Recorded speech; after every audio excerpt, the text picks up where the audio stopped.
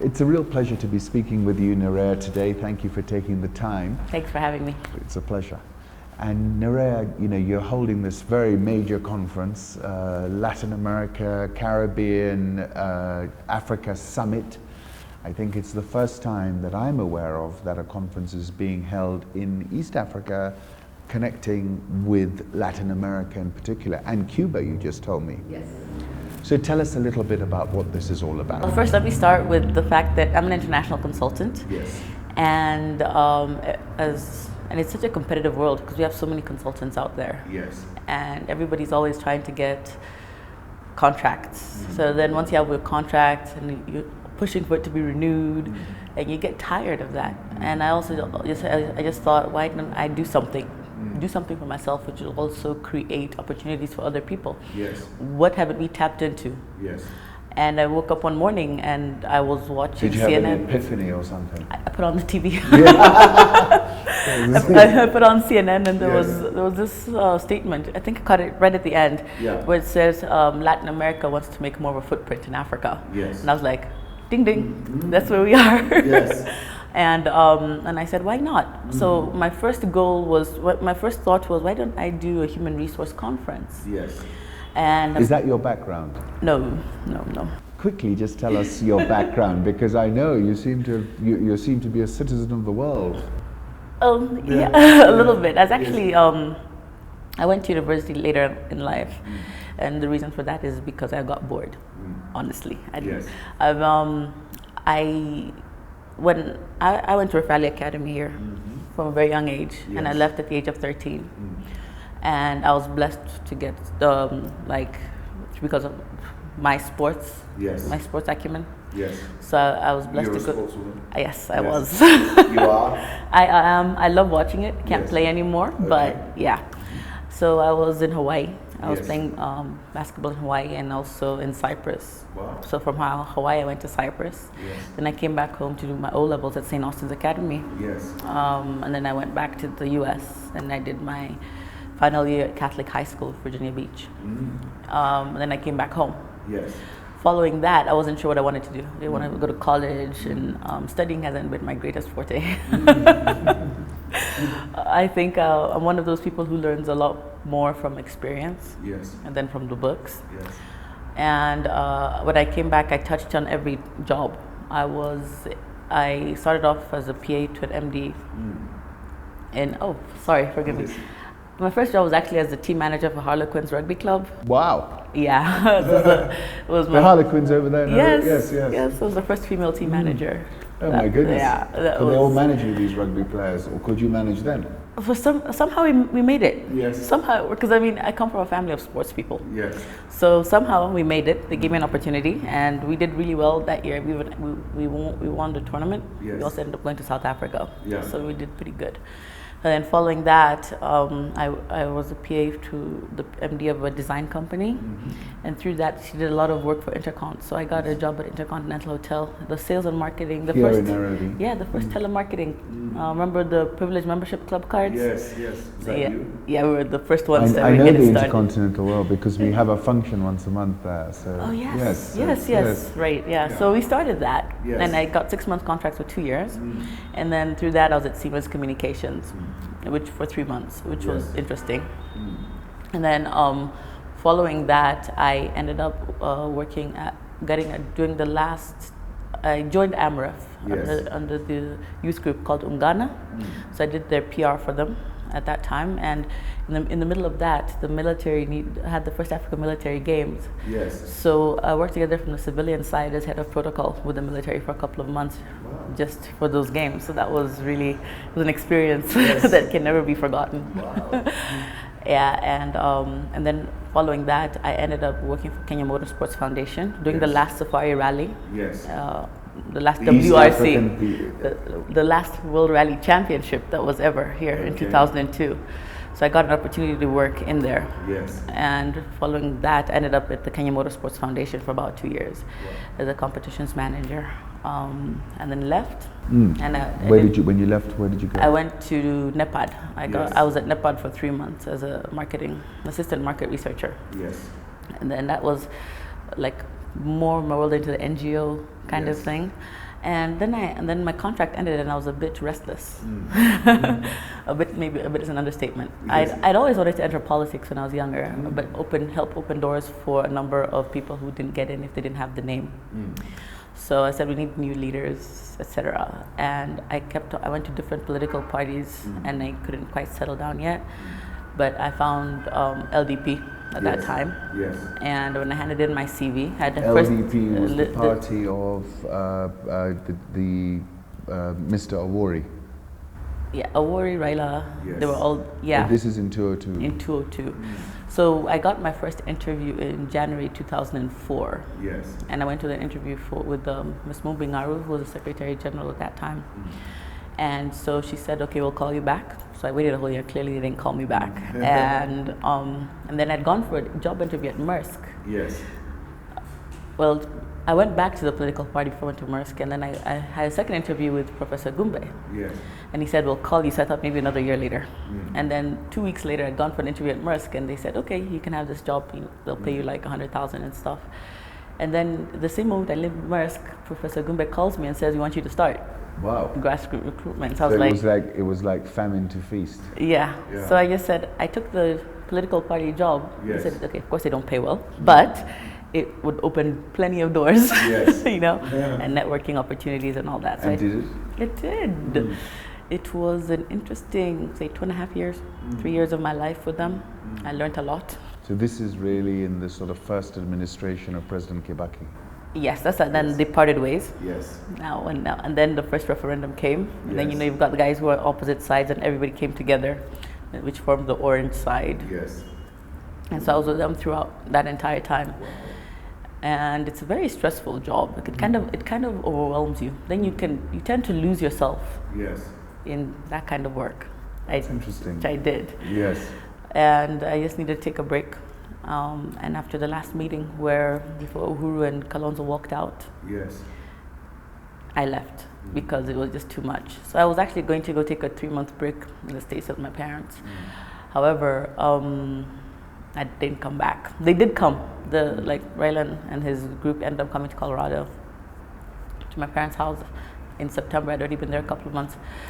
And I thought I was going to come back, but I didn't come back, and I ended up going to the Netherlands.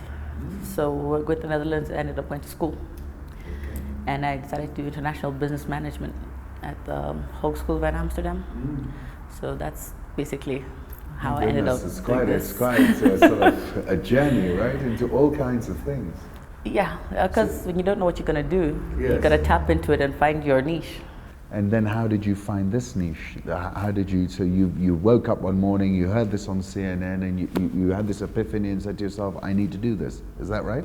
Yeah. I said, then I Googled to see what anything South America and Africa did. And I said, well, why not? Yes. Let's try something. It doesn't mean that it has to be a big organization to hold all these conferences or government. Yeah. Just do a proposal, send it out, and see if it can get started. Wow. And I did that in a weekend. Yes. And then I started sending it out on Monday. So when was this? This was in May. May This year. So I sent it out to all the local embassies, and then I sent it out to some individuals. And of course, majority of the people I sent it out to gave me negative reactions. Then I decided I wouldn't follow the negatives. I just go the positives. So the few positives I got. Good thinking. I just continued running with it. Yes. And that's brought us to today. Fantastic. So it's not been easy. It's not been easy, but I've got a fantastic team. Yes. A lot of people who've managed to come and stay on board with me. There's some who've fallen by the wayside, which is also understandable. Sometimes when you start projects, not everybody you start with will actually stay with you. No, sure. No, I mean, this kind of thing I can imagine is quite hectic. Yeah, especially when you're looking for financing at the same time. Yes. And you get a little trickle here. Yes. Then you're like, okay. Then it's dry for some time. Then somebody promises you. Then they don't come through. Then you have to find an alternative. These are the trials and tribulations of running your own business, right? Oh, so true. Now, so true. Let me go back to the conference. What dates are we holding the conference on and where? And then tell me about the program. Okay. It's going to be on November 24th and 25th at the Safari Park Hotel. And, it's It's a private sector driven initiative. Yes. So I managed to get quite a number of organizations on board. We've got other than the direct private sector partners, we've got East Africa Business Council, Yes. The Chamber of Commerce, Kenya Chamber of Commerce. On Friday last week, we confirmed COMESA. Fantastic. So, I mean, that gives us a bit of a national outlook, Yes. regional outlook, sorry. And then with Ken Invest as well. So we've got that taken care of. Of course, we invited the government to join us on this journey. I saw your headlining is probably going to be the president. Or we hope so. Yes. We're waiting for his confirmation. He has been invited. Yes. He has been invited. We've had meetings with Ministry of Trade and Foreign Affairs. We've given them briefs. We've also given briefs to State House. So it's just a matter of waiting for their confirmation. Yeah. What I found out during those meetings was that we do have an embassy in Brazil. Yes. And however, that embassy, there is no trade attaché.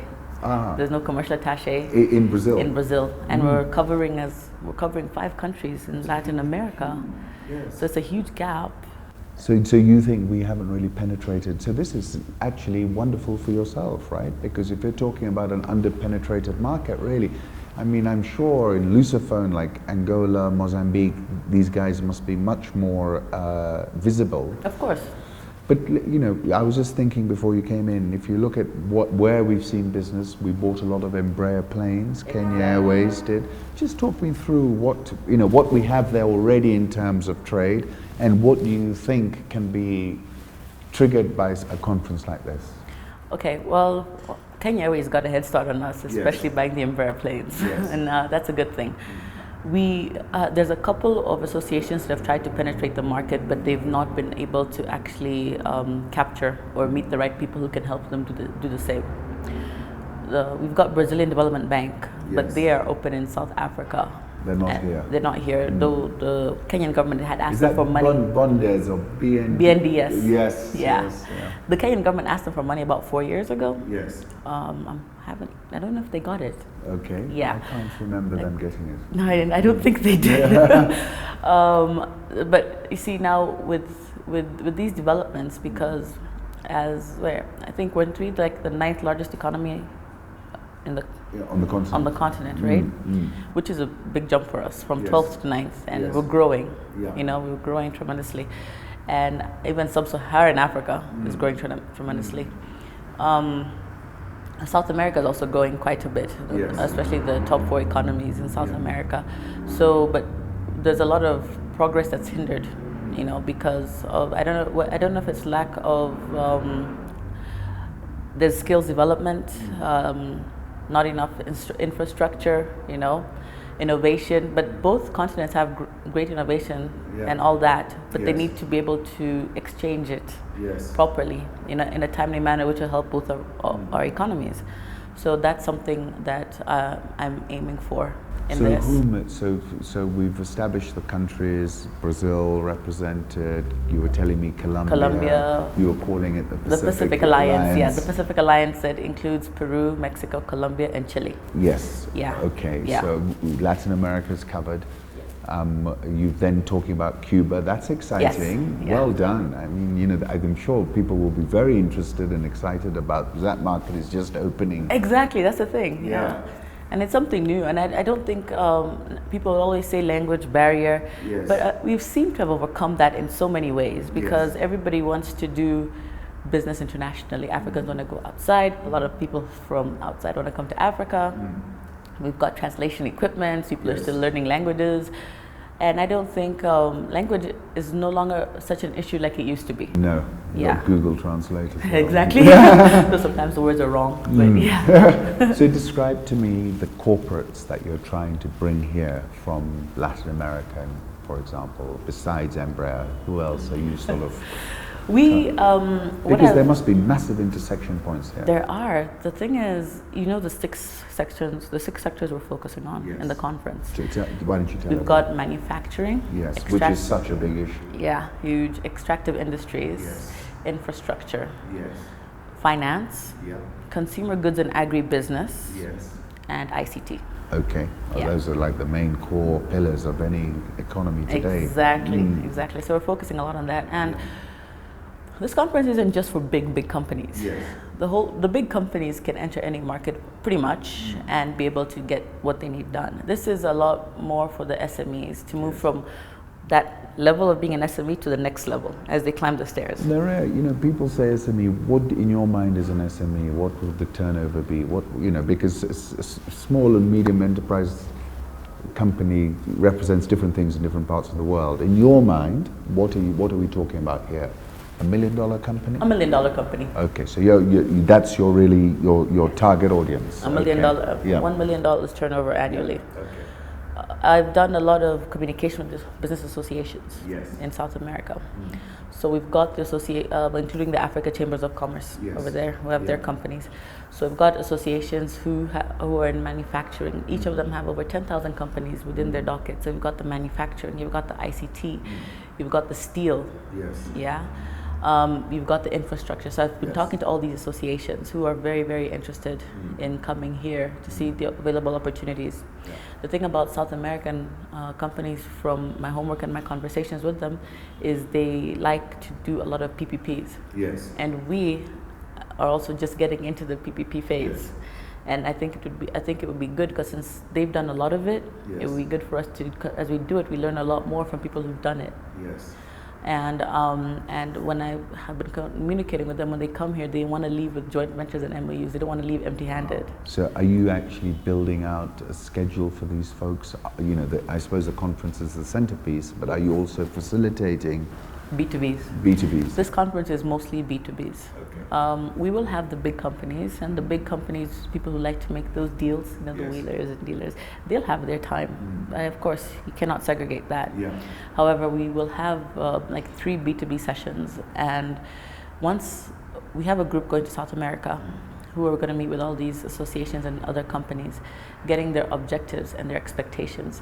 Now then the onus is on us to make sure we match them with the right companies from Africa. It's not going to be easy, but it's not impossible either. And we have so many companies, many companies. You can have a 1 or 2 man company that does a lot of work. They may not have $1 million turnover, but that's the kind of the kind of company they want to link up with, because they know they'll also be able to move to the next step.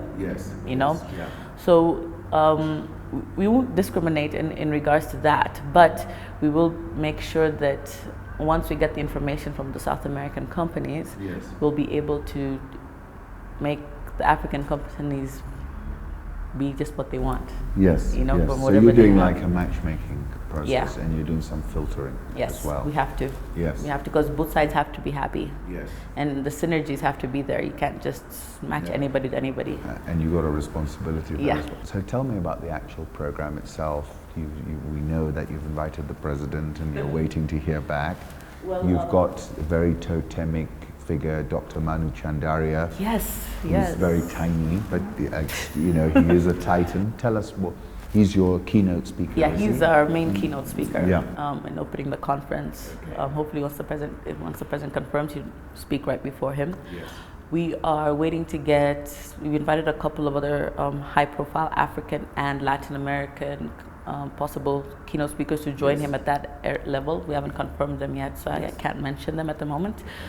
And then we've got a number of our panelists, like Mr. Darius Mans, the former World Bank director of Angola and Mozambique. He's moved from Washington, D.C. to Brazil now.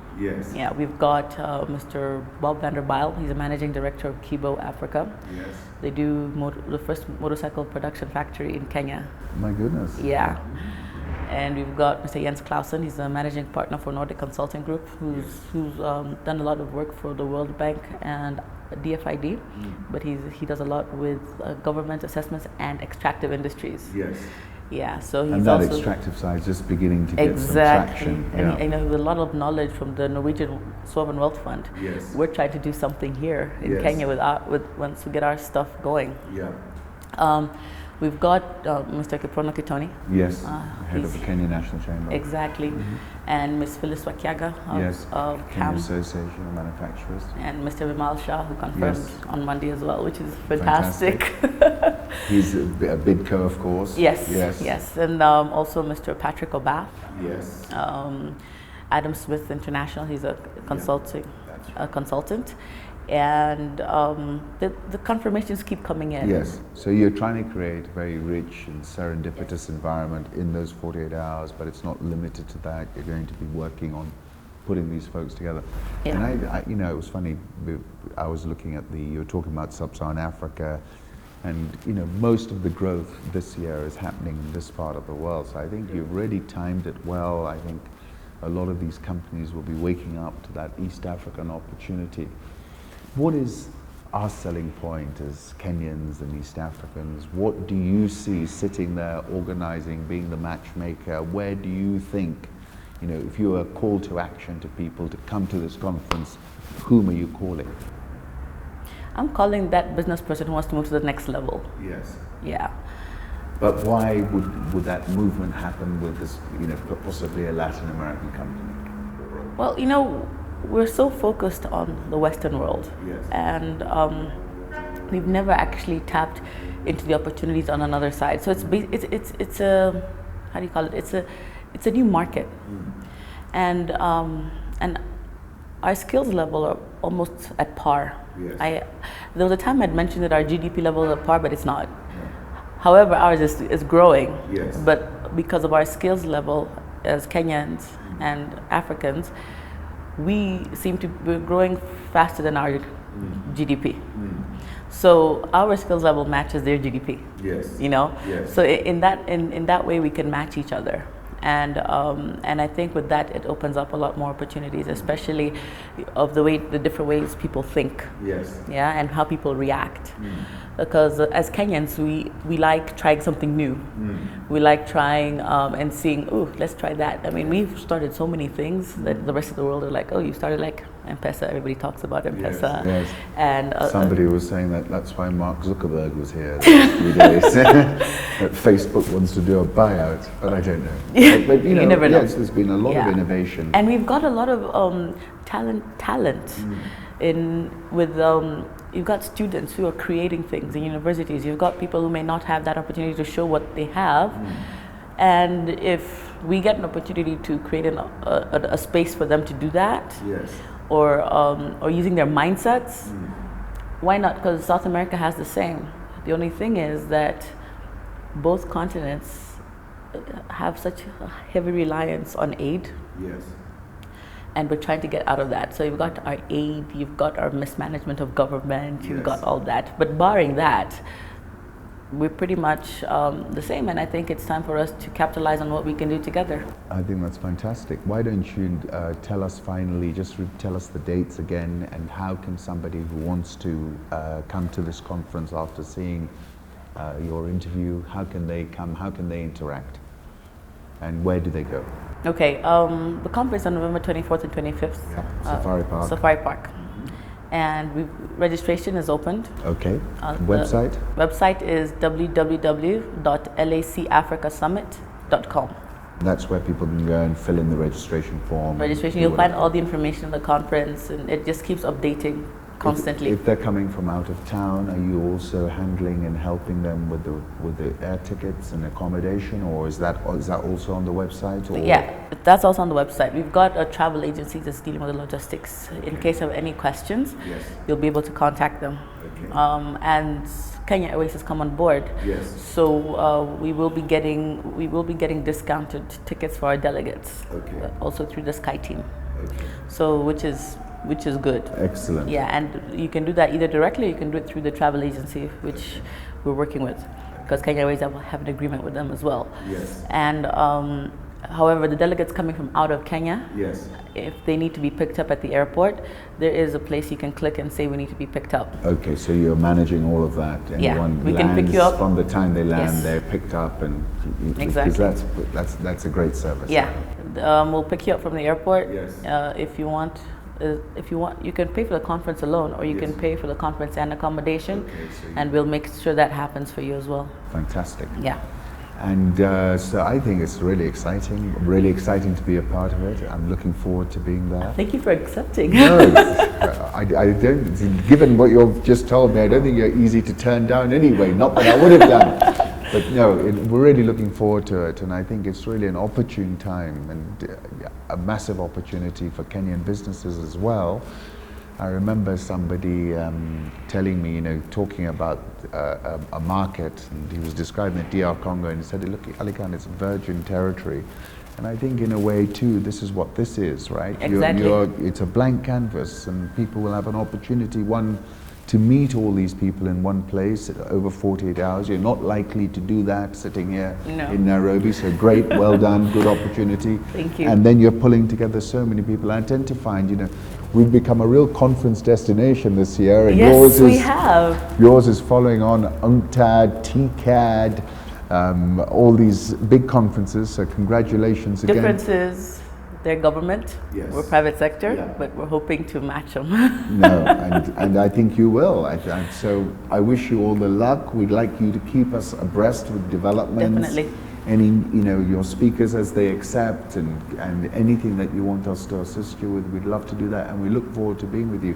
The Safari Park Hotel is a lovely hotel. It is. Green grounds, so it's also, if you're coming from abroad, it's a place that's worthy of a visit as well. Exactly. That's why you have to block off the rooms for the delegates. Yes. Yeah, some of them it's their first time here. Yes. So that's no. So you're also arranging if they want to get out of town and see something and do all of that kind of thing. You can have a desk for them there. Fantastic. In regards to that as well. And I can say that Nerea is extremely well organized, so all these things will be there if you're saying them. We'll do our best. Yeah. Of course. So we wish you all the luck. And thank you so much. In your Latino, I don't know what we call it, Latino, Africa, Caribbean. They call LAC Africa Summit. LAC Africa Summit. LAC Africa Hashtag Summit. LAC Africa Summit. Yes. Correct? Correct. So please do join the conversation. Please come, and if you come to the conference, reach out to Nerea, because she's what Malcolm Gladwell called a super connector. She'll connect you. And we look forward to being there tremendously. Thank you so much. Look forward to that day. Thank you. Yeah. Thank you.